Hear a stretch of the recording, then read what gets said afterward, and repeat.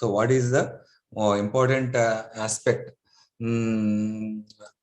So we can the quality QBD is the reduced. The advantage of the QBD is we can reduce the consumer generic septimism. So the septimism is nothing but doubt. So the QBD, so much of the public will feel that the generic products are not superior than the pharmaceutical products. So compared to the FDA approved products or this thing. So based on this, if we maintain the QBD, definitely we can give a quality product. And also we can also by implementing the QBD, we can launch the product faster. And also we have good enormous regulatory flexibility.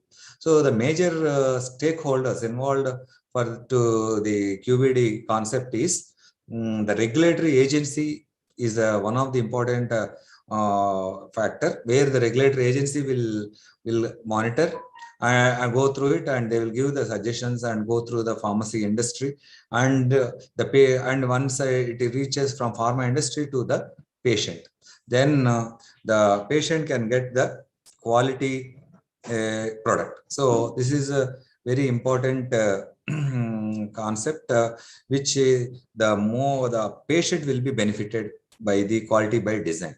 So that's why these are the very important aspects. So what are the key elements to get the quality by design? So what are the important key elements to be taken to the consideration for the implementation of the QBD? So if you want to get the implementation of QBD effectively, we require to go through all these important key elements. So especially if you go through these key elements, you have to understand all the key elements. So here QTPP, so these are the terms. In this 2-day session, you will be frequently talking about both of the two speakers on these terms. One is QTPP. So all of you please note down. This QTPP is nothing but quality target product profile. QTPP is the quality target product profile. A very important define this target product profile. So and CMA is nothing but critical material attributes. These are the critical material attributes. CQA is the critical quality attributes, and CPP is the critical quality CPP is the critical process parameters. CPP is the critical process parameters. RT is the real-time release testing. Real-time release testing. And PAT is the process attributes. And similarly, the design space and control space. So these are all the very important key elements of the QBD. So this is which is very important terms you should understand. So coming to the slide, which here, once if you see this slide, I hope all of you, every year all of you will be celebrating the birthday celebrations. So here in the slide, so I wish all the participants, because on their birthdays, happy birthday. And how you impart the how you implement these once you are celebrate the happy birthday, simply you will buy the cake, or you will prepare the cake by your own, and you will cut the cake. So it is generally most of the people, they will buy the cake and keep on the things and call the guests and we do it. But the question is here, if you want to prepare the cake, and then you only have to cut the cake, there are a lot of processing is there. It is not simply you cannot prepare the cake, because we have to estimate the number of the persons who are coming to your birthday celebrations. So, and also you have to see that what is the size of the cake and what is the shape, and what type of color you want to add, what type of flowers you need. So all first initially you have to bake the cake and all these flowers to be added. Okay, and then you have to prepare finally this thing. So ultimate goal is you have to get a good shape and size and flavored taste cake. That is the objective. So that is a very important objective for to see that the cake should be good taste, and you have to go through it. So ultimately, in our the QBD also, the output is a very important aspect. So here, if you see these figures, so these are the parameters. One is the raw materials are very essential.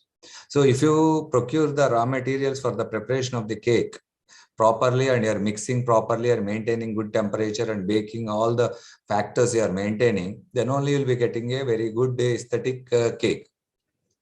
So if there is any problem, you won't get the required specific response. So similarly, in the QBD constant output also the same. If you take any product development also, you should have very good input factors and process parameters.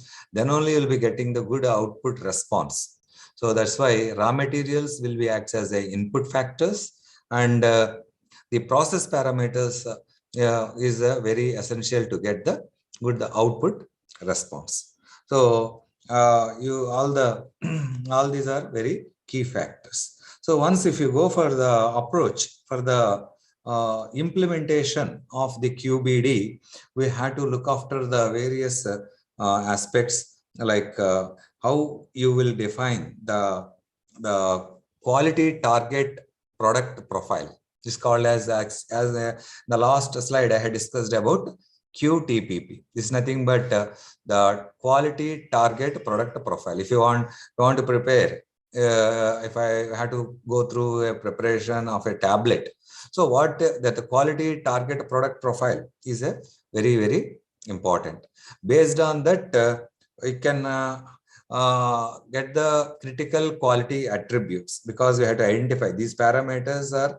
This is a very important parameter to get the critical quality attribute. So once if we want to achieve this, all the critical quality attributes are very important part to achieve the QBD. So otherwise we cannot achieve the quality by design concept. So for this, there are so many other parameters like critical raw material attributes, CMA, critical process parameters, CPP. Okay, so Sir, can you explain again critical quality attributes? So this critical quality attributes is a very important essential for the critical quality attributes is a very important parameter. We can identify the problem wherever. See, for example, if you take in a tablet, we have similar like dosage forms, route of administration, dosage design, strength, friability, identity, assay, impurities, okay, dissolution, content uniformity. These are also some of the QTTP elements, that is the quality target profile elements. In those, generally, some of the are very important.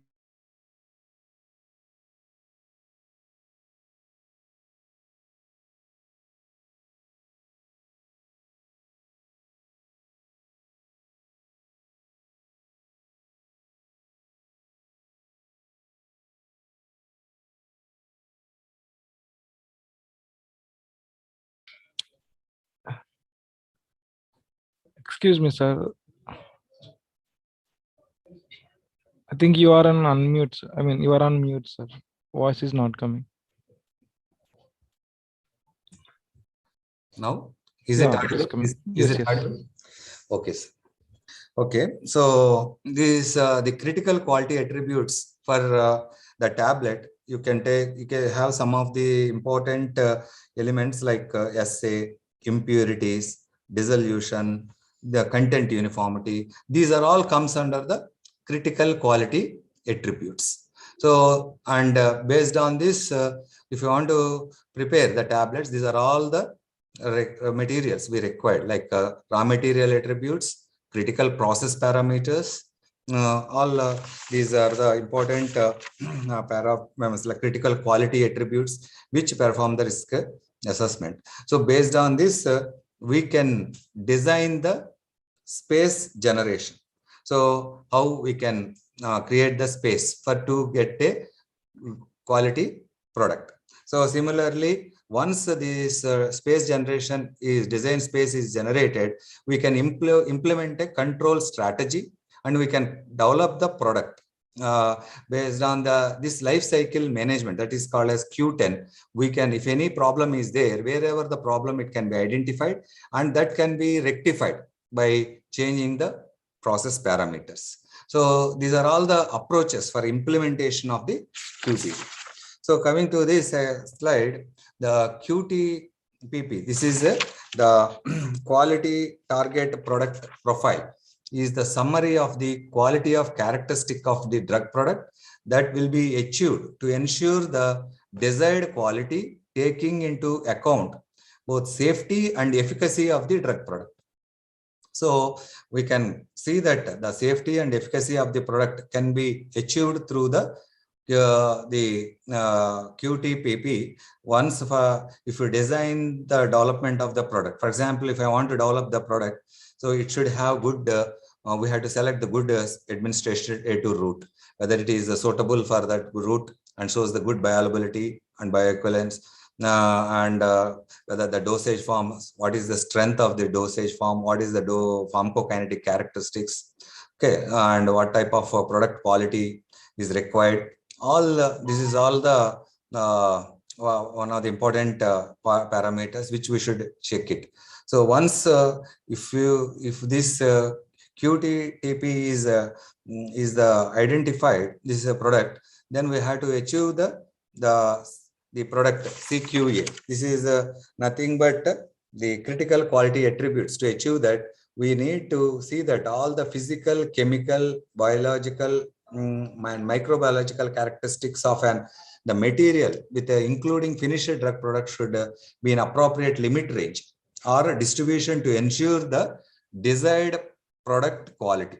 So if you want to get the desired product quality, the main the critical quality attributes are like we have to see that identity, assay, content uniformity, degradation products, residual solvents, drug release or dissolution or moisture content, microbial limits, and physical attributes such as color, shape, size, order, score configuration, and friability.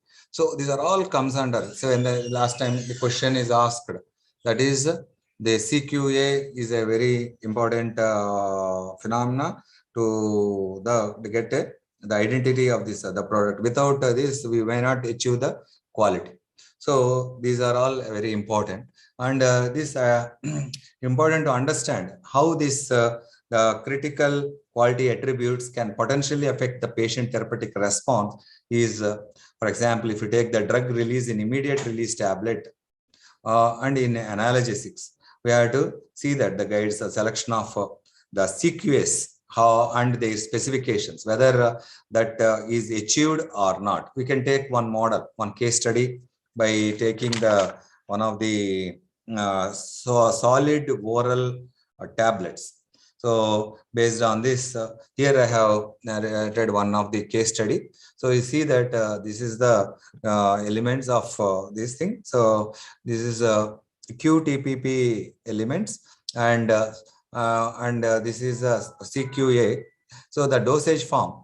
So generally the tablets, solid oral tablets. So the dosage form, if it is having these are the very important attributes. So which I have discussed, that is the critical quality attributes. If you see the red color, all these are considered as a very important, but these are also required, but these are very essential to achieve the quality of the product development. So dosage form here, the CQA, if it is not there also, to be pharmaceutically and therapeutically should be active as per the reference product. So RLD is the reference product. So route of administration and dosage design. So whether it is immediate release and design needed to be meet label claims, and also the strength also to be required to be matched with the reference product, and whether the friability testing have pharmacopoeial requirements as per the IP and identities, also whether for the clinical effectiveness and safety. But if you see that assay and impurities and dissolution and content uniformity, they are all needed for the clinical effectiveness to ensure the safety and to meet the pharmacopoeial requirements. These are very important to ensure rapid onset, and bioavailability is very important factor. That's why dissolution is a very important critical quality attribute. And similarly, the content uniformity test, this is also very essential for to get the consistent clinical effectiveness. So microbiology is also, this is also important, but this is not important as much as important like dissolution, impurities, assays, and content uniformity, but it should meet the specific pharmacopoeial requirements. So this is one of the example as a tablet. So for the to achieve the if you want to get a critical quality attribute. So similarly, if you go through the another example, another case study for the injectables. So it is also very essential. Like so these if you see, all these are all the common, but here also we have to check the main critical quality attributes like pH, osmolality, particulate matter, sterility. Here in the last tablets, we are not kept as a that much important contribute, but here sterility is very important to sterilize as per the pharmacopoeial requirements. So and particulate matter is very essential to get the patient acceptability and as well as safety. And pH is also for the stability of the product. So like this, the quality target product profile, whatever we are taking, that is very essential to achieve the critical quality attributes. I hope you have gone through up to this extent. These are the very, very important, because as we discussed about the development of the objectives to emphasize the product and the process understanding and control, which is a very to ensure the clinical efficacy and safety. The QBD is a very, very important concept. Then based on all these to achieve all the based on all these achieving these key elements, now we can see that the quality of the product can be achieved. So if you see the critical quality attribute is a very important factor. How this will be related affects the DOE responses. DOE responses. So this is a very nowadays this is a very important concept, because the design of experiments is very important. So the responses and whether these DOE we can identify the significant CQA responses. So based on that we can identify every attribute factor that could have influence on the drug product critical attributes. So that's why CQA is a very important CQA attributes can be related with the DOE studies. So DOE are the we can identify the significant CQA responses. So nowadays, all these design of experiments are already they are having a most they are getting all the softwares that we will be discussing in the next this session. So which is a very important aspect for this.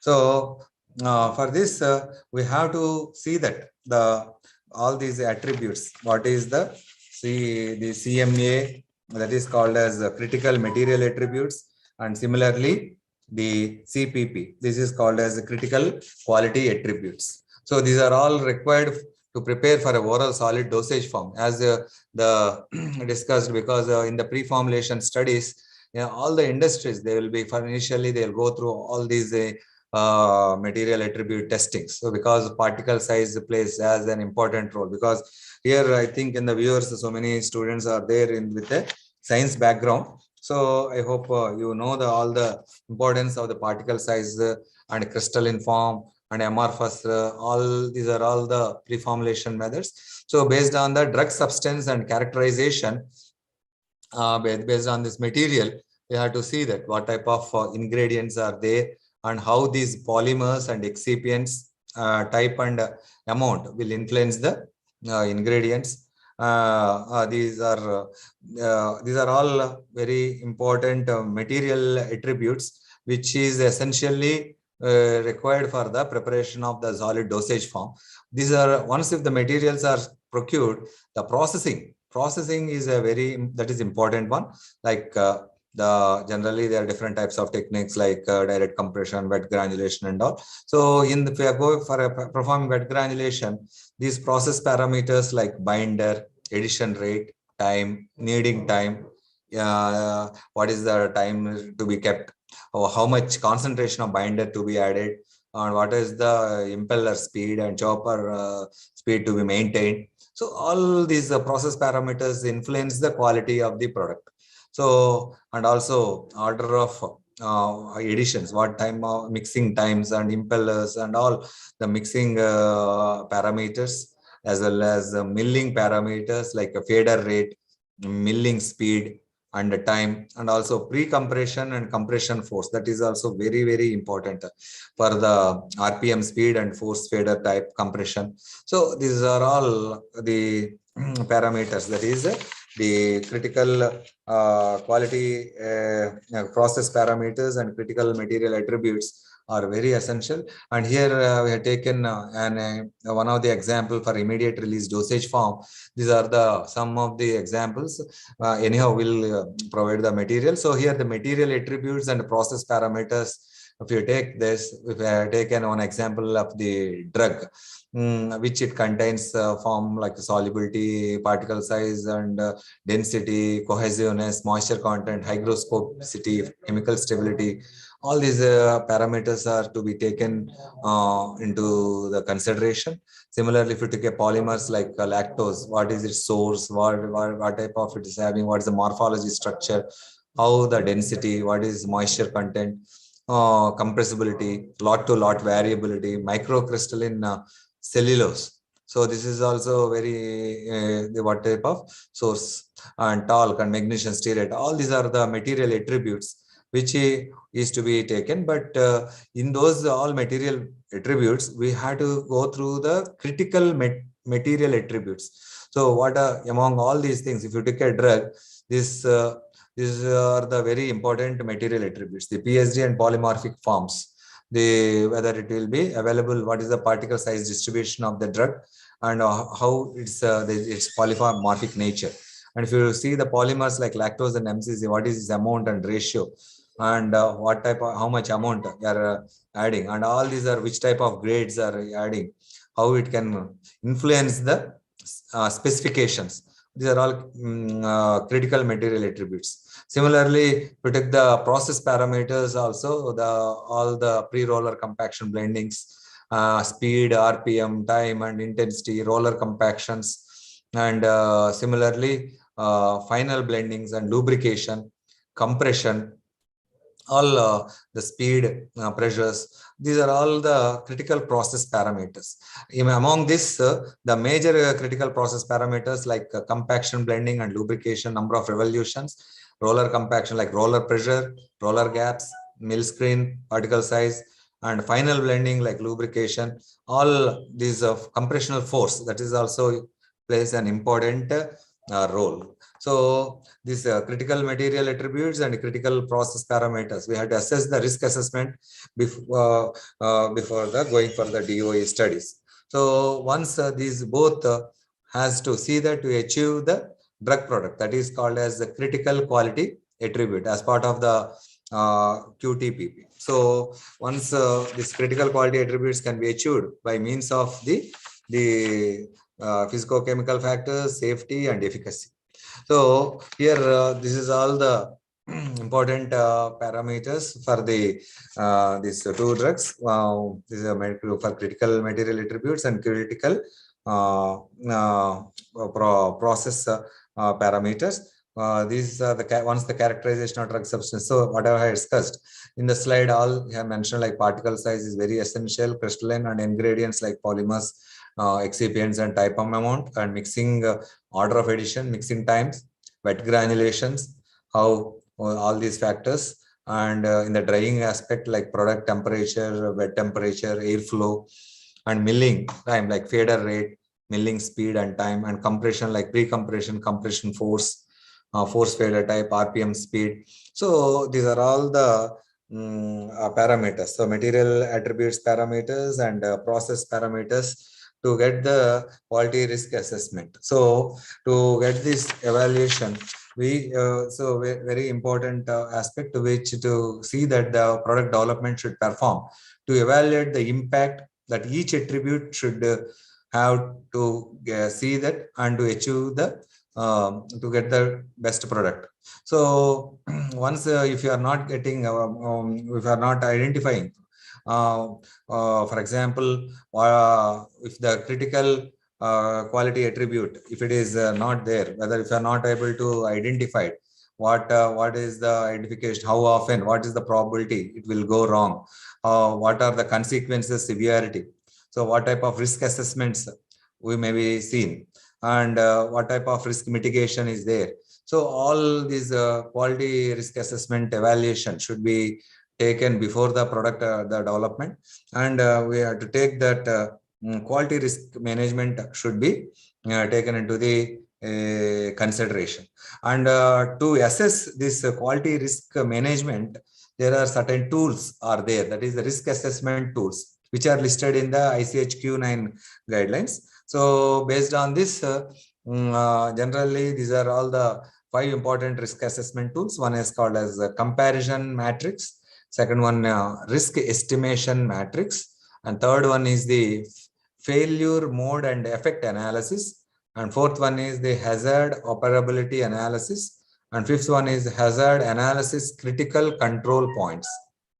So these are the 5 important risk assessment tools. Among the 5 risk assessment tools, these are the 2 importantly, mostly they are following as per the ICH-Q9 guidelines. One is the risk estimation matrix, REM. So where starting from with the low, medium, and high risks, which will be shown in the form of figure. In the failure mode and effect analysis by means of this table, like a low risk, moderate risk, high risk, very high risk. So this is based on the type of the formulation. So once if you have formulated the conventional solid or a oral tablet, so by using these tools, we can assess the criticality of high impact, whether how much it is having the criticality, whether low or medium or high. So this is once if you develop the if you want to develop the conventional or solid oral tablet, so these are the critical quality assessment parameters. That is the CQ quality. We want to get the critical quality attributes like the description, average weight, disintegration, dissolution rate. Generally, for this description is low, not directly linked to the patient safety. Average weight also having a very less medium criticality compared to the disintegration time and dissolution rate, because the machine setup will be maintained. However, it may affect the uniformity in the dosage units, and also the weight tests will be done, hardness test. So generally, if you take the tablet weight is 100 K newtons, so generally this much amount of dissolution to be achieved, that is 70% of the dissolution to be achieved. So if it is okay, it is good, but generally we cannot fix the actually 100 newtons like that. We have to give the certain range, that is like for example 80 to 120. So that in that range, if we are maintaining the critical quality attribute, that range in that, then we can tell that 70% dissolution achieved. Then the regulatory guidelines also will be mapped, and that product will be in a good condition. So this is what we have to go through it. And so if you see that in the last slide, that is the disintegration time and dissolution rate have both high criticality aspects as per the scale, with high has an impact on release and impact on the bioavailability. So this is all one type of the factor. So based on this, the ICHQ9 guidelines, which is very important, that is quality risk management. So which is approach used to prioritize the CMAs and CPPs. So by assigning their scores to each the product and process related factors. So generally, Ishikawa fishbone diagram, which is the common causes of variability, they have described this this graph with the 6 M's. One is the men and methods, materials and management, milieu and measurements. All these are all very important aspects to get the pharma quality. So this is based on this the quality risk management in the pharmaceutical development can be initiated. So we have to have to follow. Industry should take all these aspects to get the best product. So where initiate the quality risk management process to be initiated, and you have to identify the risk assessment to be done, where the identification to be taken, where the problem is there, and based on that you have to identify the analysis and then to be evaluated. Risk analysis, risk evaluation to be done. And if any problem anywhere, again it should go to the initial stage and it should be rectified, and also risk control to be done by risk reduction, risk acceptance, and based on this output result and quality risk management process will be there, and risk review should be done with review events, and with all the risk management tools and risk communicators, we have to assess the risk management and see that the pharmaceutical product should be developed with good quality.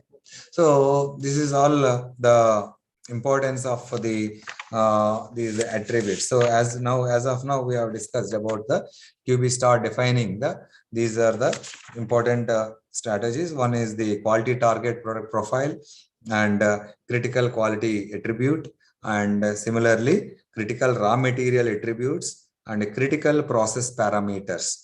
These are very these QBD starts with all these aspects. So all of you, the students who are participating here, so please go through all these terms, and once if you know this QBD, then only you can go for the DOE experimentation.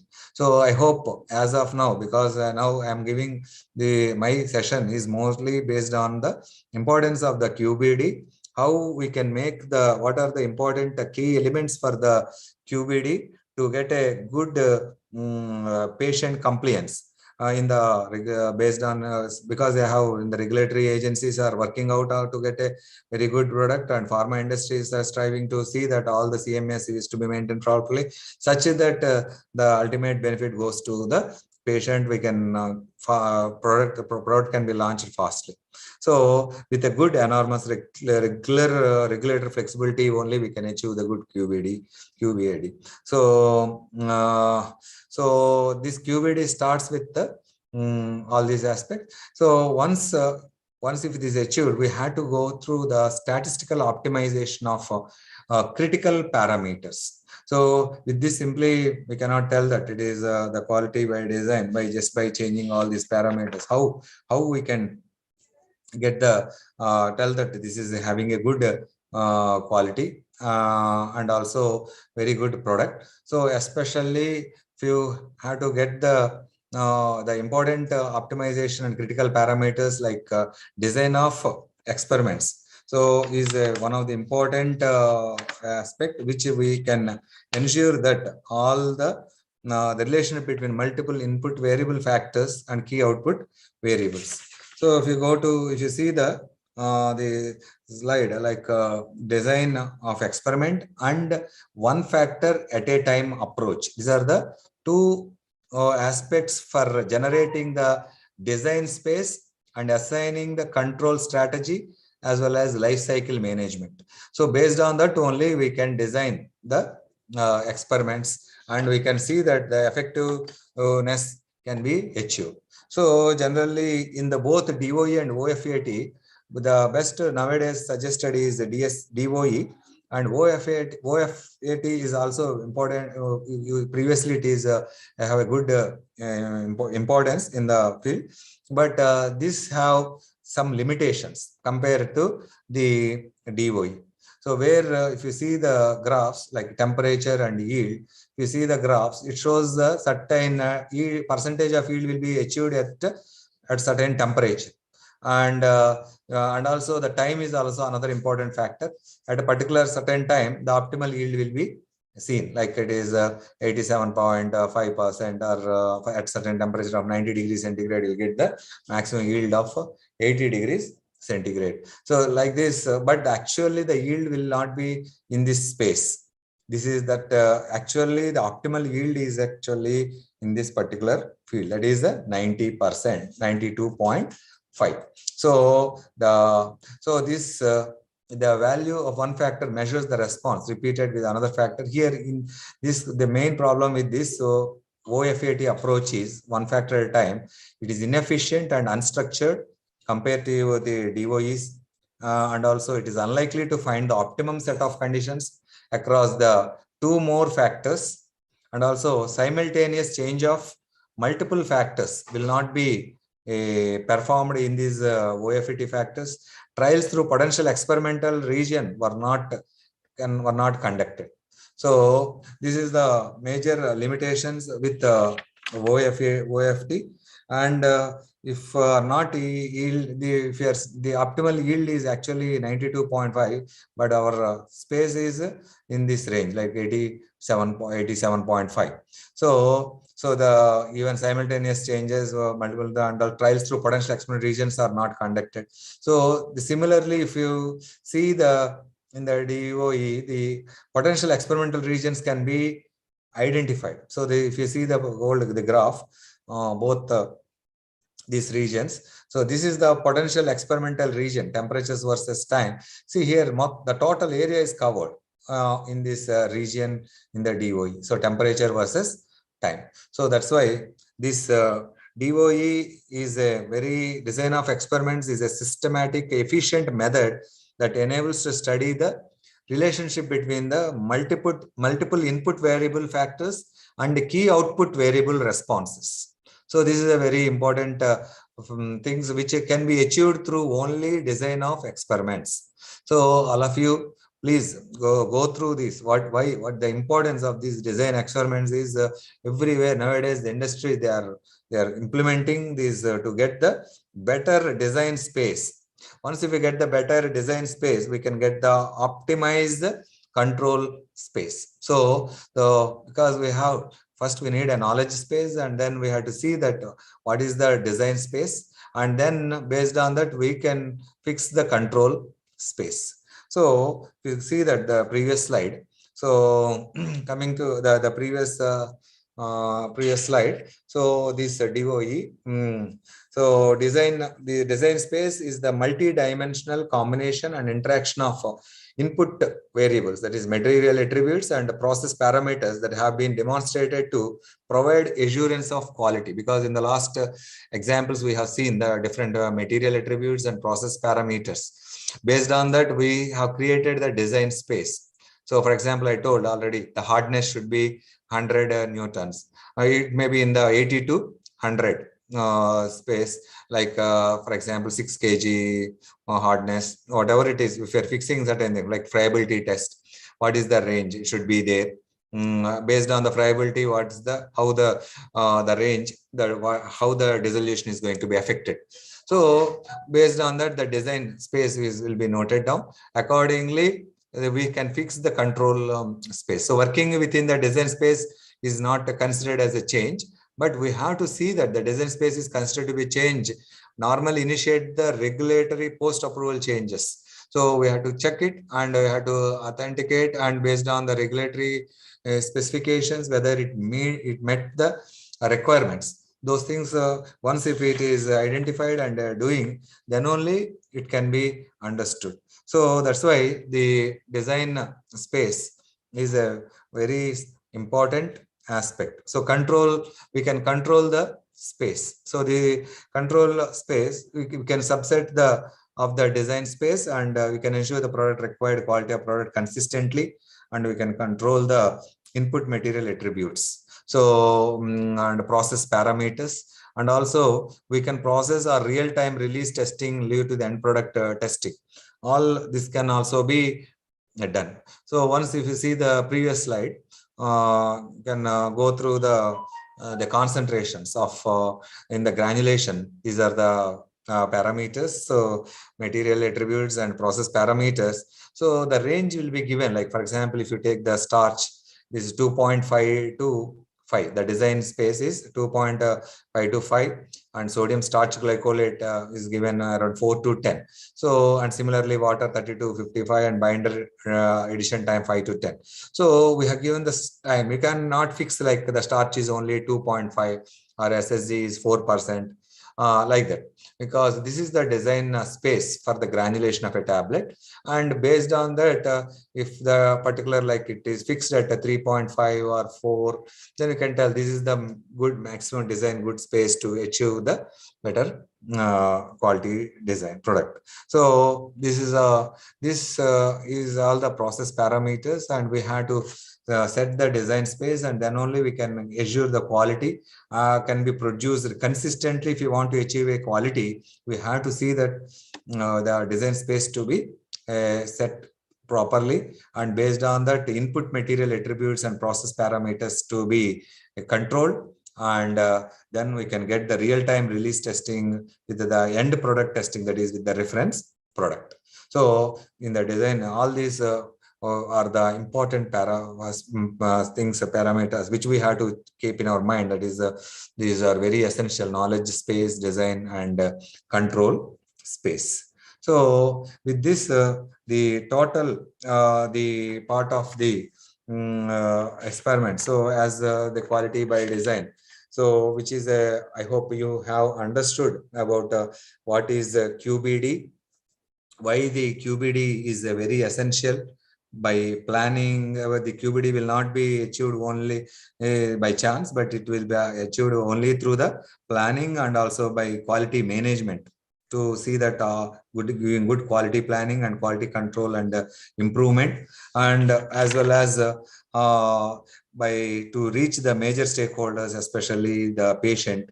So we can once if all these are achieved with through key elements like all the process parameters like QTPP, CQA, CMA, QBD, CPP, RTT, design space, control space, with good parameters, we can get the good output response.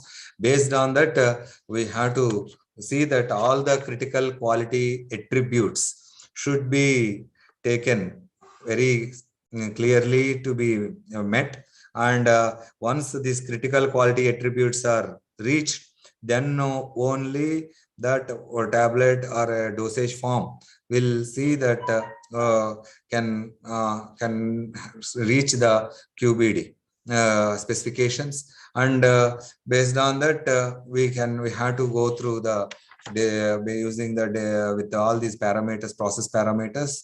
We can see that quality risk management basing assessments, and with risk assessment tools, we can see that all are having what type of criticalities are there based on the CQS. How much criticality, low to medium or high, can be assessed, and accordingly you have to take the necessary steps to see that the risk assessment to be reduced, and based on the statistical optimization of these critical parameters, we can design the experiments. And once if you design the experiments by generating the design space and assigning the control strategy, life cycle management, we can design the experiment with different multiple input variables, factors, and output variable responses, and such that we can see that to get an efficient procedure for planning the experiment,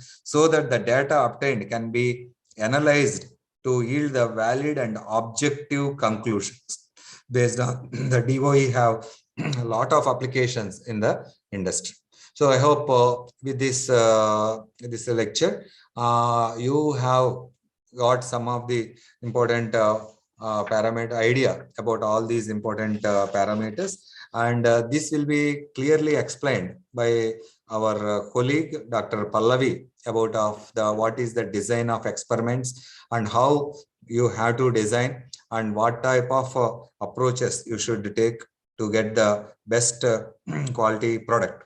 So as of my conclusion, I hope you understood about all the key elements for the QBD, and all these key elements are very, very important factors which you have to keep in your mind. And accordingly, whenever these terms are coming in the while going through the session, you should be very aware and see that you can go through it, and accordingly you can go through the apply the statistical approach and see that all the attributes can be achieved through these these things. So this DOE is a very, very essential component for the QBD, which is a very important, and this is very important cause and key factors, and with all the factors we can understand the effect and the trial runs and potentiality of experiments, and we can save time and reduce the cost and quality of the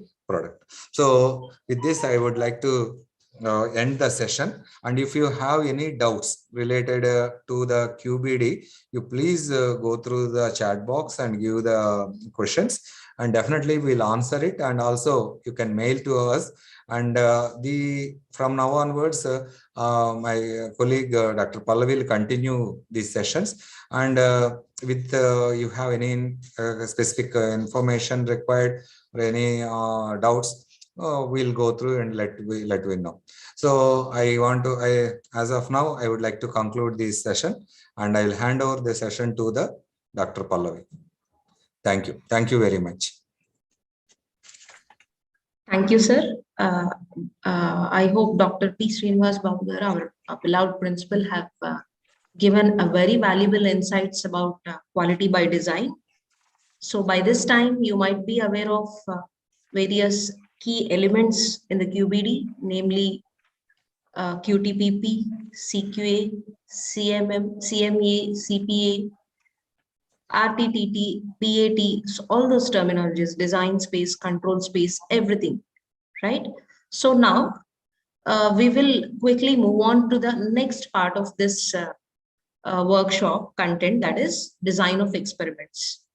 Yes, design of experiments is essential because earlier we don't have any designing. Yes, we think that we are designing. Every experiment is designed, but some are planned, some are not planned. That's all. That makes the difference. So with proper planning, we can achieve quality products. That is the desired output, right? So now we'll see what is meant by design of experiments, how we are going to do design of experiments using design expert software.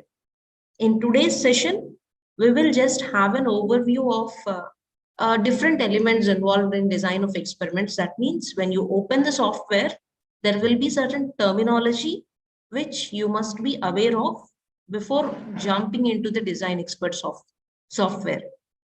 Let's see.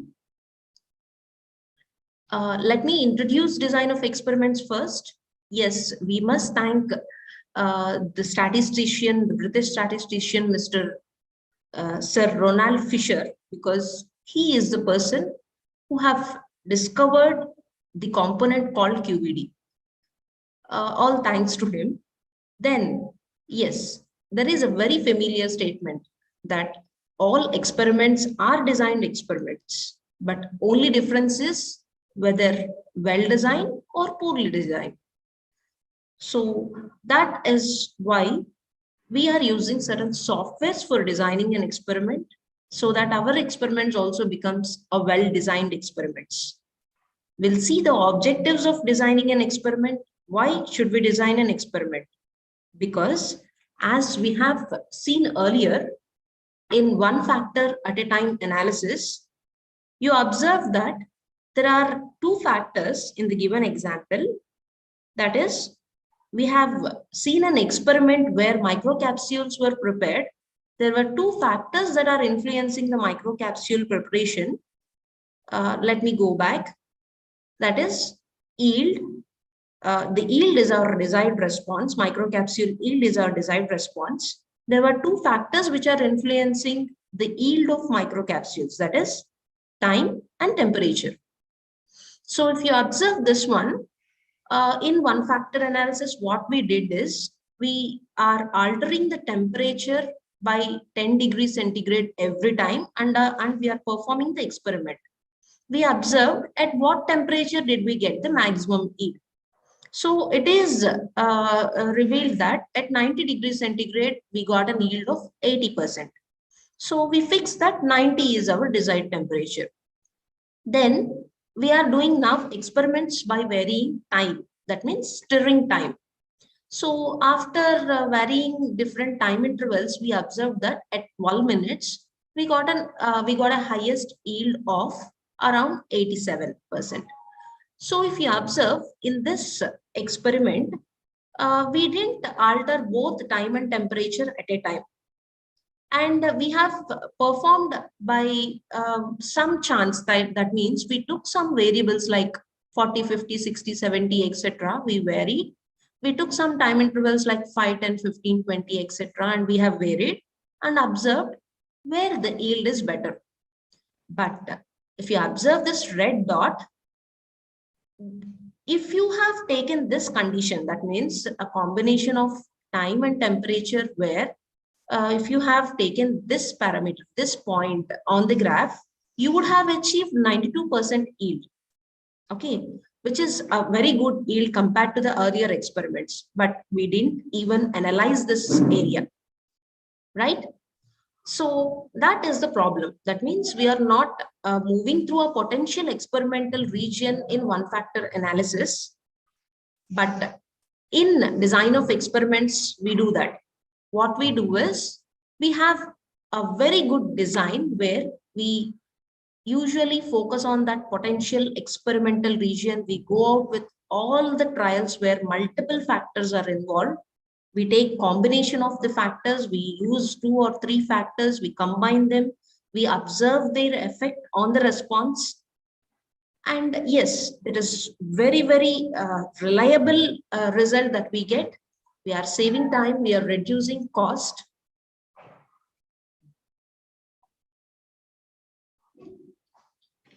And coming to design of experiments, when we define it, we define like this. It is representing a statistically organized experimental plan.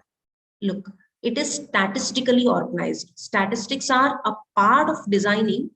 And when we design using some softwares and we design an experiment, if we design statistically, then what is the benefit that we get is there will be a very high precision in the product that we obtain. There will be very less variation. That means if I make a product, you make a product, someone else make a product, the product must not change its quality, right? It is very much essential. This quality is very much essential for pharmaceutical products, particularly. So whatever may be the variation, I mean, percent variation, material variation, etc., is very, very common. So though you vary, if you follow the statistical optimization techniques, we will get a product which is having an assured quality. Example is, if we take a fast dissolving tablet, if you fix this critical quality attributes and critical material attributes, then whoever makes the product, wherever you make the product, you will get a quality product with the defined control space. Now, it is also defined as a systematic method where even though you have multiple factors affecting a process, you are getting an output which is of a uniform or constant quality. So designing of experiments is very much needed to manage various process inputs, and we are prioritizing the inputs which are required to get an optimized output. So let's see what are the fundamental aspects for designing an experiment. All these parameters, what we are seeing on the screen, are a part of the design expert software which we are going to discuss as a part of this workshop. See, the first terminology, what you have to know is about variables. We have two types of variables, that is input variables, what we also call as factors. We have output variables, what we also call as responses. Then we also have to know about levels at which these variables are considered, effects, and mathematical models. We'll see one after the other in the coming slides. So let's take input variables first. Look, it is given in the brackets as critical material attributes or critical process attributes. As discussed earlier in the previous slides when we are discussing about QBD, you already know that. So output variables, that means responses, are nothing but QTPPs. And from QTPPs, we derive critical quality attributes. Now, these input variables are those which vary these responses. That means there are n number of factors which might alter a product or a process. Those factors which are altering the quality of the responses, we call them as variables. You can define variables in two types, that is qualitative terms and quantitative terms. And you can define responses like example, our desired responses for a solid oral dosage form might be a good disintegration time, very good hardness of the tablet, which is stable, desired drug release, desired particle size, desired assay content.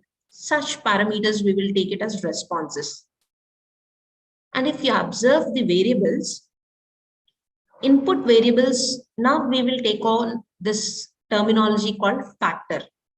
This will have a very great influence on the output, because for every parameter that you study in pharmacy, like for example, take solubility, take bioavailability, take absorption, you always study what are the factors influencing solubility, factors influencing absorption, factors influencing distribution, like that. So if there is a parameter, process, or a product, there will be n number of factors which are influencing that. So that is what we call it as factors. Usually these can be controlled by the person who is doing the experiment, right? Those are called as controllable factors. But there are some factors which can't be controlled, and those are called as independent variables. For example, if you take the climate condition that you have, you're not in a controlled climate condition, and the climate is what you can't control, right? So such factors are called as independent variables. Those factors, we have to estimate them using risk assessment analysis, what was discussed earlier. And you also divide these input variables in terms of qualitative terms and quantitative terms. Quantity means what is like numerical variables. That means amount of disintegrant or concentration of disintegrant, ratio of surfactant, what is the percentage of coating that you are going to coat, what is the compression speed, etc. Qualitative terms is like material attributes. What is the type of materials that you are using, type of disintegrant, type of surfactant, grades of polymer, what is the method that you are using, etc. So if you consider the input variables, the next parameter that you have to know is output variables. That means our responses. Whenever you think of a product, that means take a tablet. If I want a tablet, what do I expect from a tablet is obviously efficacy, safety, and quality. And when in terms of quality control, you will not estimate it in those terms. You will estimate those quality, safety, efficacy in terms of disintegration time, hardness, friability, drug release, particle size, assay, etc. Right? You might all be knowing these terminologies because you would have been experimenting these parameters, knowing you will always try to assess these parameters in your day-to-day formulations lab, right? So now that we know we have certain factors, and we have to discuss about the levels at which you are taking these factors. For example, take a material, example, SLS, which is a surfactant. So if I want to consider SLS in my experiment, can I take whatever quantity I wish to take? Can I take it into the experiment? Obviously no. So you have to fix a low level and a high level, right? So here what is displayed is 1% is low level, 5% is high level. How are you going to fix the low level and high level is based on the preliminary experiments. Okay, so what you have to know is we will take into consideration the factors influencing a product or a process. Then we will assign some levels for them. High level, what is the high level of that factor? What is the low level of that factor? That low, medium, high levels are called as coding. Okay, you will code low level using -1 sign. You will code medium level using 0. You will code high level using +1. Then if you do design experiment, if you do an experiment using design expert software, does it mean that you don't need to replicate? No. If you have to perform replication, because we must assure that even if you do the same experiment after some 1 week or 1 month, you must make sure that you are getting the same quality or same responses that what you got earlier.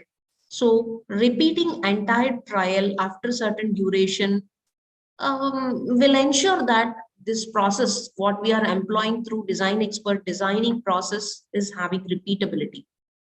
So we will repeat one set of experiments, and if the result is the same, yes, we are good to go. Then there is an important parameter called blocking.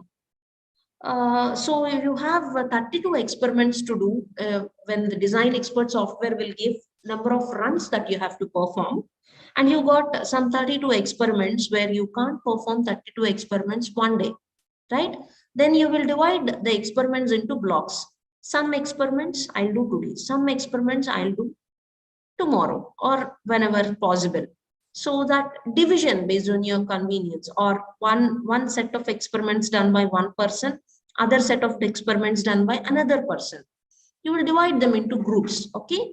That process is called as blocking. Then the next terminology, what you have to know is effect. If you see the effect means what is the extent of change that is obtained for a response. That means if I am increasing the binder concentration, is my hardness increasing or not? So increasing the binder concentration is alteration of factor. Increase of hardness, are you observing increase in hardness or not, is the response what you are looking at. So extent of change, that means how much hardness is increased in the given example. That is what is called as effect. If you observe, you will usually find an orthogonal effect. This is a usual term what we see. That means linear proportion of changes. That means if I increase binder concentration, hardness will be increased. Linear proportion of effect. That means change in the factor versus responses linear, like that. So we will use an equation for expressing the influence of factors on the effect. That is, this equation you all know, this is a straight line equation, y is equal to mx plus c. When the effect is linear, you are good to go with this equation, y is equal to mx plus c. But remember that not always the effect and response, the factor and the response will not have a linear effect. Observe this one. This is what we have discussed in the earlier example. I have taken a factor on x-axis and a response on y-axis. The factor is binder, designated with x is binder. The response is hardness. So I am increasing the hardness. Let me take -1, what I have mentioned earlier. -1 designates low level, +1 designates high level. So I will attribute what is -1. If it is my binder is starch, -1 is 2%, +1 is 5%. Like that, I will attribute some levels. So if I increase from 2% binder to 5% binder, what is happening to the hardness of the tablet? I have plotted a graph. You observe there is a linear relationship. Okay. So such type of main effects will be analyzed using software. But you observe this example, we have only one factor which is influencing the response. What we are studying is only one factor, that is concentration of binder on hardness. But when you take a pharmaceutical product, you will not have one factor that is influencing, right? You have multiple factors that are influencing the product. Then when you have multiple factors, you obviously will have interactions. So if you take another effect which is very, very prominent, that is interaction effect. When you have multiple factors, you may not see the change that you have expected. That means, as I have mentioned earlier, linear increase or linear decrease in the hardness will not be observed. So what we observe is a non-linearity. When you observe non-linearity, you have to take into consideration that there are two or more factors which are interacting with each other. Take this example given here. So see, here is an experiment where the magnesium stearate level is changing and we are checking the dissolution amount, mean dissolution time at 30 minutes. So here we have two factors, okay? Red line and blue dotted line you observe. The red line is indicating 30% water content, okay? With 30% water content, and the blue line is indicating 20% water content. Observe this one. See, when you increase magnesium stearate level from 0.75 to 1.5, you observe the dissolution. I want a sustained release tablet. Okay, that means my dissolution must be as less as possible. So 70.52 is a good response, right? As far as the sustained release tablet is concerned. So if you observe, this is possible only with what water level? 30% water level only. If you take 20% water level, again, at the same 1.5% magnesium stearate level, the percent dissolved is 98.05. So observe, this influence of magnesium stearate is changing with water content. This is called as interaction. When two factors are involved, one factor is influencing the other factor's response. Okay. Now, we also have to know that there are different mathematical models like linear model, 2Fi, quadratic, etc. There are some other models also, but these three are prominent. All these models will have their individual polynomial equations, which are represented as follows. Whenever you observe this x1 square, x2 square parameters in the equation, it is indicating that the model is having a curvature. Remember the term curvature. Then we will discuss all this in detail. If you have a curvature effect, then we will take a response surface methodology and we will further optimize that curvature effect. So basically, if you have more number of factors, what you first do using design expert software is you will first go for a screening. That means I have 10 factors which are influencing my response, and I can't literally go and analyze all the 10 factors. What I first do is I will see which are the most influential factors. So selecting some most influential factors among all the factors is termed as screening. So for doing screening process, we have different designs like fractional factorial design, Taguchi design, Plackett-Burman design, and optimal screening design. So whenever you do screening first, you will first sorting. See, whenever you go for an interview, you will have different rounds, right?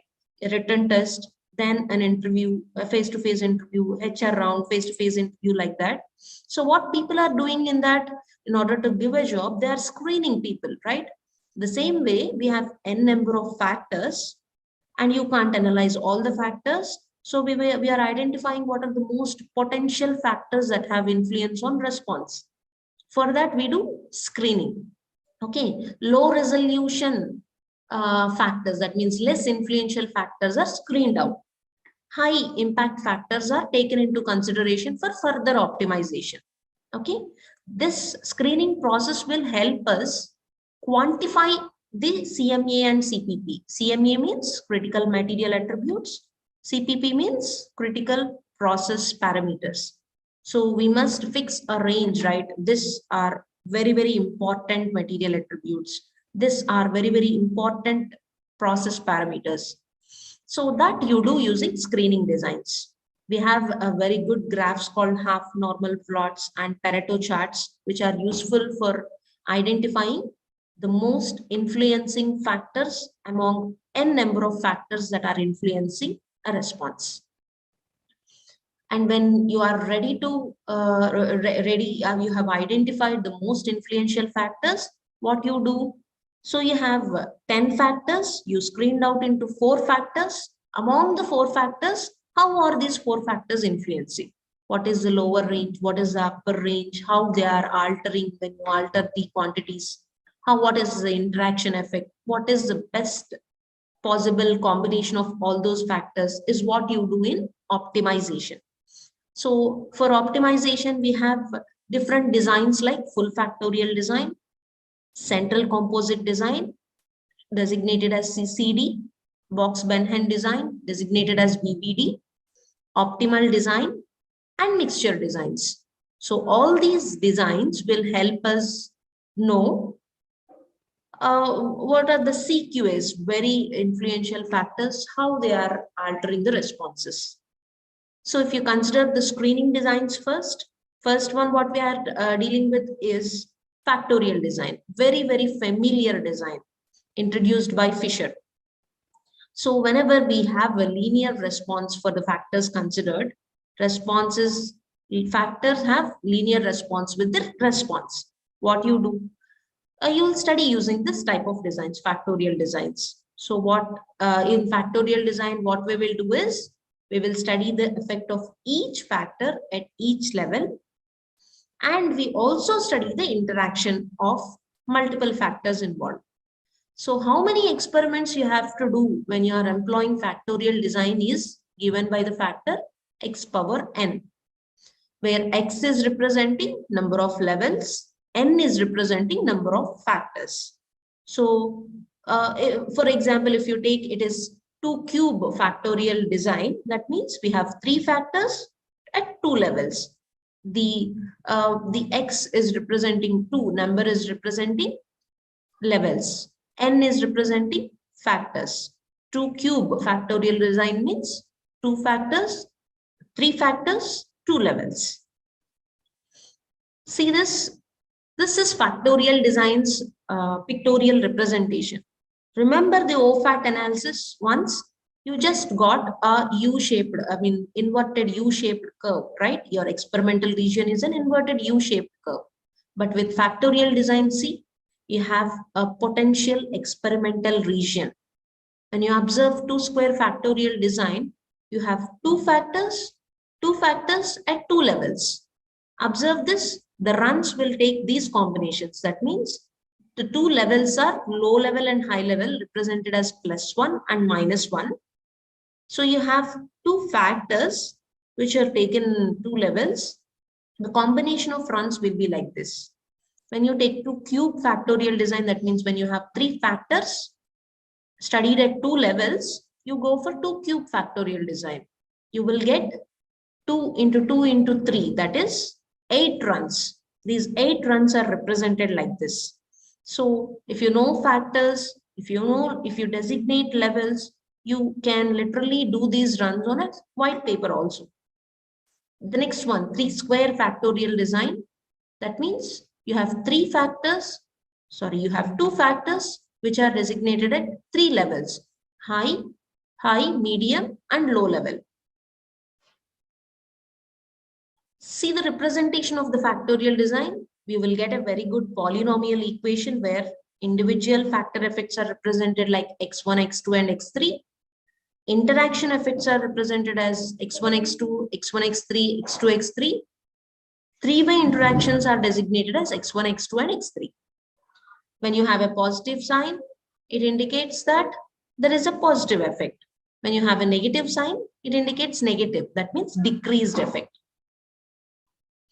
So yes, factorial design is a very good design, which was introduced earlier, the very first designs that were introduced, but there are certain disadvantages. That means we measure responses at all combinations of the factors. Thereby what happens is we get n number of runs. That means if you take a full factorial design, consider that you have 6 factors and you are going to analyze at 2 levels. What is the formula?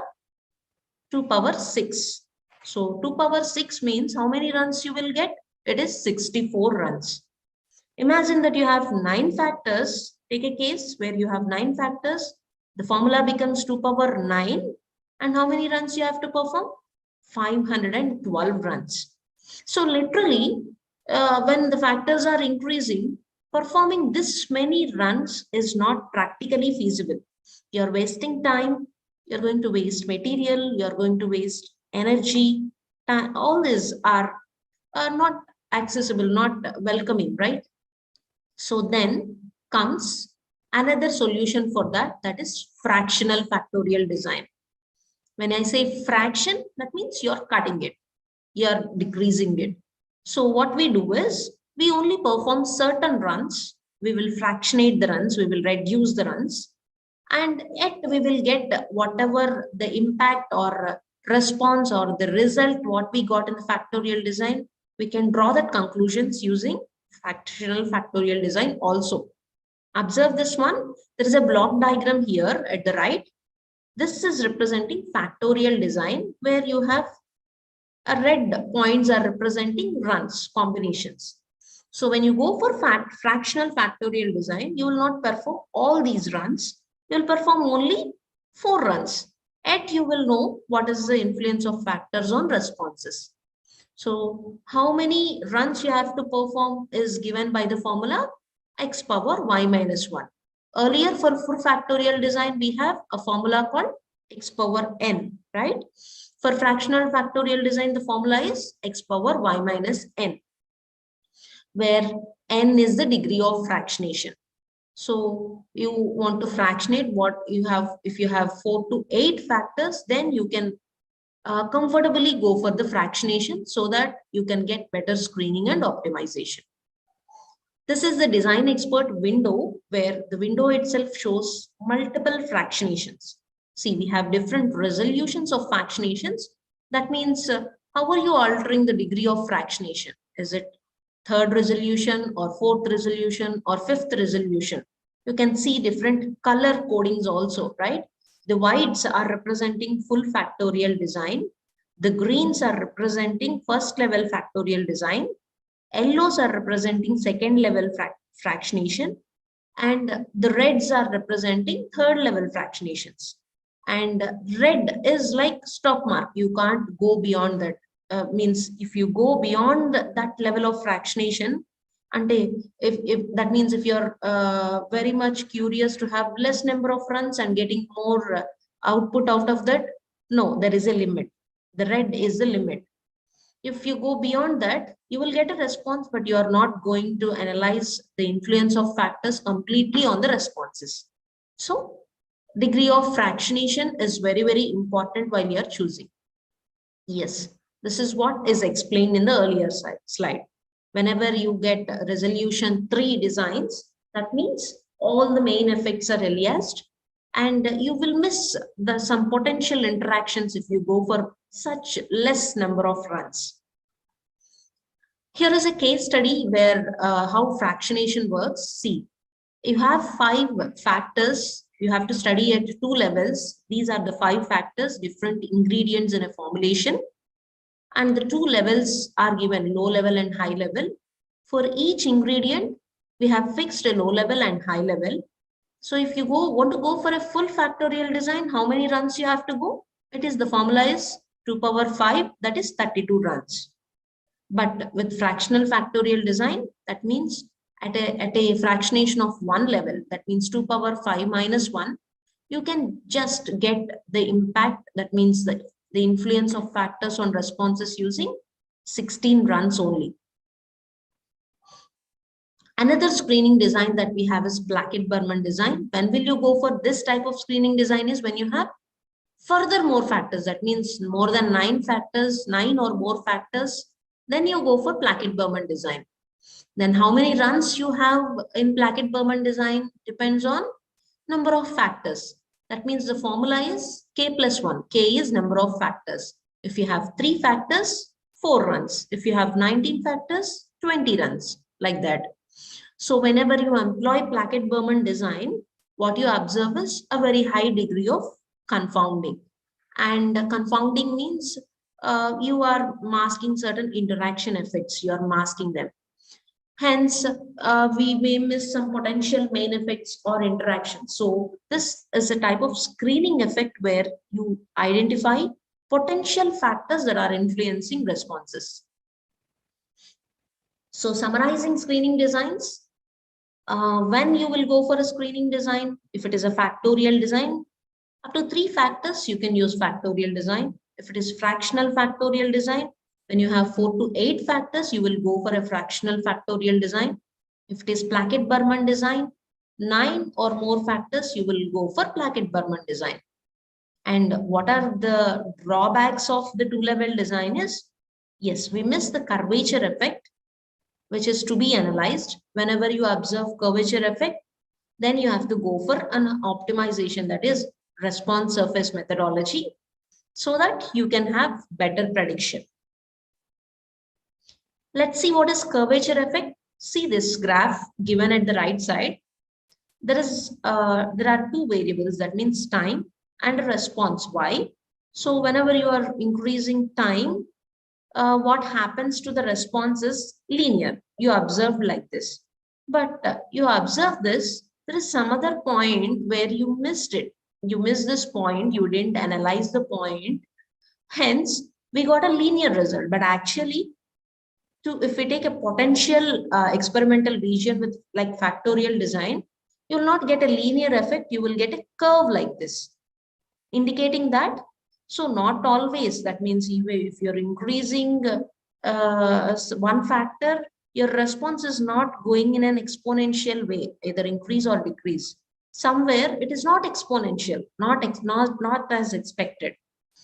When you observe such type of, that means, see, I have 1% binder, my hardness is 2. If I have 2% binder, I'm expecting that my hardness will be 4. Okay, but practically I observed that when I increase from 1 to 2, my hardness is not 4, it is just 3. Okay, I expected 4, but it is 3. So such type of effects are represented as curvature effects. Whenever you observe curvature effects, what you do is you have to introduce one center point, so that you will analyze all the potential region, you will know whether there is curvature effect or not. This is very essential parameter that is to be analyzed, and the p-value for curvature must always be less than 0.05. So that we will get a quadratic design. You can go ahead for further optimization using response surface methodology. Let's take a case study. See, I have a 2-cube factorial design. I have taken 3 center points per block. I'm going to optimize a tablet. I mean, I have a composition. My objective is to obtain a tablet with 4 to 5 kg per centimeter hardness, and my dissolution must be greater than 80% in 30 minutes. So the composition of my tablet is, I have only 3 factors: starch, MCC, lactose. I'm going to vary these 3 parameters, starch, MCC, and lactose, at 2 levels. That means minimum and maximum levels. For each factor, I have fixed what is my minimum, what is my maximum. Now I'm going to perform runs. Okay. Usually in a 2-cube factorial design, how many runs will I get? 2 into 2 into 2. That is 8 runs. But I have mentioned earlier, if you do only 8 runs, you might miss the curvature effect.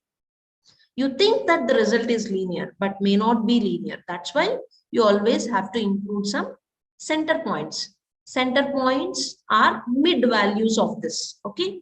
So 3 plus 10 by 2. What is that? 13 by 2. That is 6.5, you have to introduce that run also using 6.5, you have to do a run like that. So center points will let you know the curvature effect. So altogether, I have to do 11 runs. Look, when this is the design expert window, where you will be asked for center points whenever you are going for factorial design. If you give center points, it is suggestible, okay? So that you will not miss the curvature effect. So whenever you give center points and check for curvature, then you see this, it is less than 0.05. Hence, you have a significant curvature effect. You have to go for response surface methodology, where you will explain how the curvature effect came, why it came like that. If you observe curvature effect, what you do is you will augment the design. Then you will be given an option. Central composite design is the given option. All this is done by the software itself. Then you will proceed with the experiment. Then it will give some additional runs. Okay. If you perform those additional runs also, then you are pretty sure that whatever the result that you get is reliable, repeatable, etc. Now, when you consider the optimization designs, see what are the optimization designs that we have discussed earlier? Full factorial, central composite, box Benham design, optimal design, and mixture design. All these are the block diagrams. Every point that is represented in these block diagrams is representing a run. Okay, observe these runs. See, there is an interesting point in central composite design. Your runs are going beyond the cube also. That means you are checking for extremes also. What if I go somewhere above my range, above my levels that I have fixed? What if I go somewhere below my fixed levels? What happens is also analyzed by central composite design. So each design is very much interesting.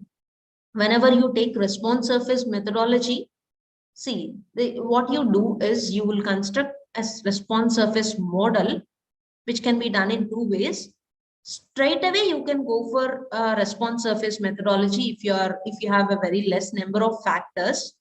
Then you can augment the design, take the suggestion of the software and go with the design given.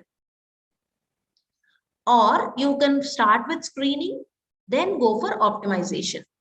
See, we'll get some equations like models, what we have discussed earlier, linear, 2fi, quadratic. One model will be highlighted by the software itself based on the responses that we give. See, as mentioned earlier, this case, there is a case study which was introduced. Whenever you get these polynomial equations like this, it is indicating that there are interaction effects also. Then it will consider the quadratic model. So let's discuss briefly about central composite design. This is first proposed by Box and Wilson. We have different factors. We observe that there is a non-linear response. So what we do is, what are the number of runs that I have to perform is given by this formula, 2 power k plus 2k plus n. And you will simplify the design by adding some center points. The question is, how many center points are you going to add? Okay, so depends on the number of center points you add. That means what is the accuracy percentage that you are. Confidence interval is a term that you take into consideration. So based on the confidence interval, you will add the center points, and based on center points, you will get the number of runs. If it is 5 center points, you get 13 runs. If it is 6 center points, you get 48 runs, like that. And whenever you consider central composite design as it is given in the block diagram, I told you there are axial points, star points, etc. The runs include extremely high. We call it a star point, high level, center level, low level, extremely low level. Extreme high and extreme low are the points what are designated above the cube and below the cube. Okay, so those levels also will be checked using the central composite design. Then when do you take box Benham design? See, if you have this central composite design will be performed when you're going to analyze more than 5 levels. Okay, so with BBD, you only need to analyze your experiment at 3 levels. You will go for BBD. You will have less number of trials and you will have better experimental results also. So observe this one. We have 3 designs discussed: Factorial Design, Box-by-hand design, and Central Composite Design, most widely used designs. So when can you consider Factorial Design? When you have any number of factors, any number of levels you want to determine, or you want to design your experiment, you can take Factorial Design. The design will analyze all levels, all combinations. Only point is we will get more number of runs. When do you go for BBD? In BBD, what will happen is there is a cube where defined number of runs are given along with center points. So we'll go with few runs. We will not go beyond the cube, no extension points. If it is CCD, again, this full factorial design along with some axial and center points. I told you star points and center points were included in CCD. So whenever those points are added, you will get runs included with those points. Observe this graphs. You will get some graphs after executing this design, which we will see tomorrow live designing. And finally, what you do is you will optimize the result. That means this is called as desirability. What do I want? That means what is my quality target product profile? What is my CQA? What is my CMM, CPP? That is what I have defined, right? So that among that, CQA is very important. Critical quality attributes that I have already defined. I have given them as responses. Now I will fix what is my desired response in the software also. Then the software will do its job and will give you one optimized formulation.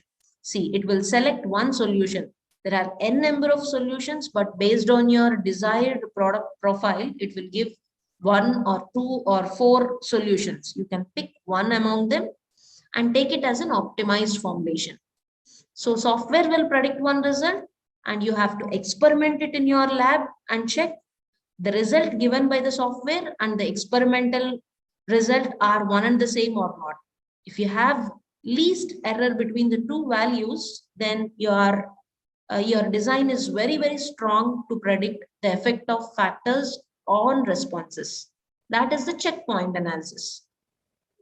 This is a graph indicating the dark blue line is indicating predicted values. The dotted line is indicating experimental values.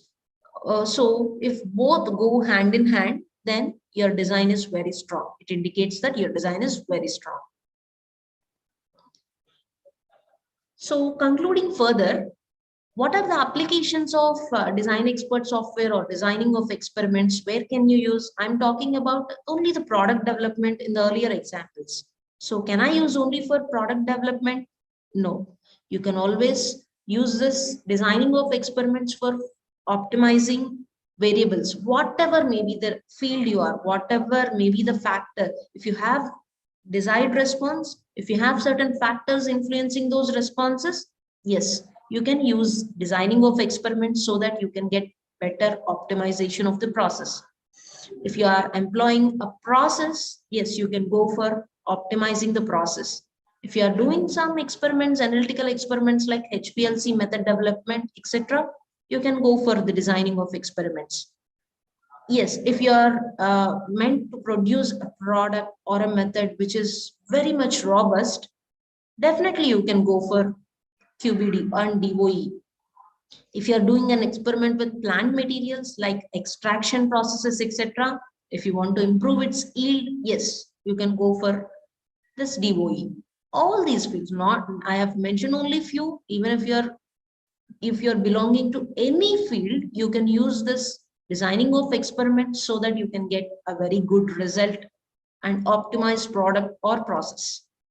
There are many softwares that can be used for designing of experiments like Design Expert software, Minitab, Systat, Statistica, GenStat, etc. Among all these softwares, yes, everyone has its own advantages and disadvantages, but design expert software is more user friendly. So we will go with the live designing session, what we have planned for tomorrow's session using this design expert software. The references for the content presented in the earlier slides are these. A very detailed information can be availed from these references. I will be happy if anyone have queries.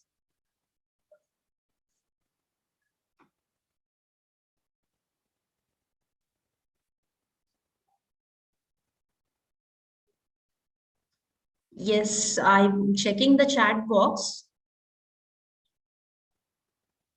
So one of the participants have asked what is MELU in Ishikawa fishbone diagram. So MELU represents environmental factors, other factors which are influencing a product or a process. For example, it might be temperature, pressure, particulate matter that is present inside the experimental conditions, etc. There is another question. Is there any difference between OFAT and OVAT? No, both are one and the same. OFAT and OVAT are synonyms. One factor at a time, one variable at a time, both are same. I can find no other questions. Good afternoon, ma'am. Am I audible, ma'am? Yes, sir. Yes, ma'am. I am Ram from ABSSTC, ma'am. Yes, Okay. Students, do you have any questions? Please mention in chat box, or you can ask. You can raise the hand.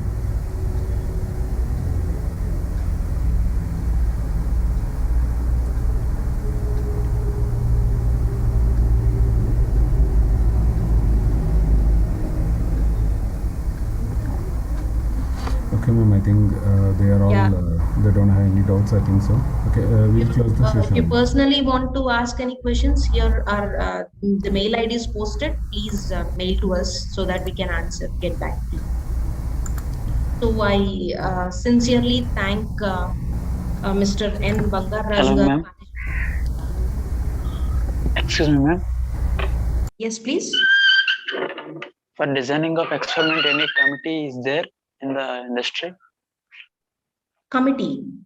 Yeah. No, not like committees. See, industries are intended for optimizing products and process, right? ICH have given a clear guidelines that whoever manufactures, whoever do a process, wherever you do a process, that means India is manufacturing a product, Africa is manufacturing a product, America is manufacturing a product. Whoever do the product, the quality must be the same. So in order to get a uniform quality, everyone are suggested to follow this type of softwares, use the software so that you can design experiments in a uniform way and so that you can get a uniform product or a process. Okay. Most of the industries are using these processes nowadays. Okay.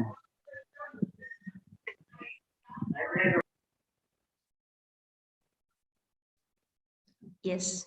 I would like to take the moment of acknowledging Mr. N. Bangarraju Garu, Managing Director of APSSTC, and Mr. D.V. Ramakoti Reddy Garu, Executive Director, APSSTC, for giving me for giving us this valuable platform for sharing our views regarding design of experiments and quality by design concepts. I also thank Dr. L. Rattaya Garu, Chairman, Vignan Group of Institutions, for providing all the resources required for acquiring this knowledge and sharing this knowledge. I sincerely thank Mr. A. Vishwanath sir for providing us this great platform for sharing the knowledge to the participants. I also thank our the co-speaker and our beloved principal sir for always encouraging this kind of activities to happen in our college.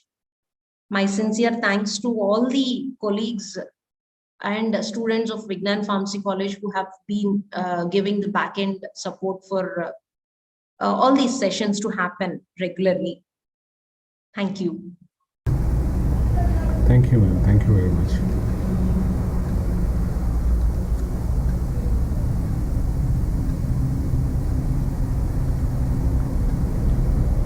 Shall we close the session, ma'am?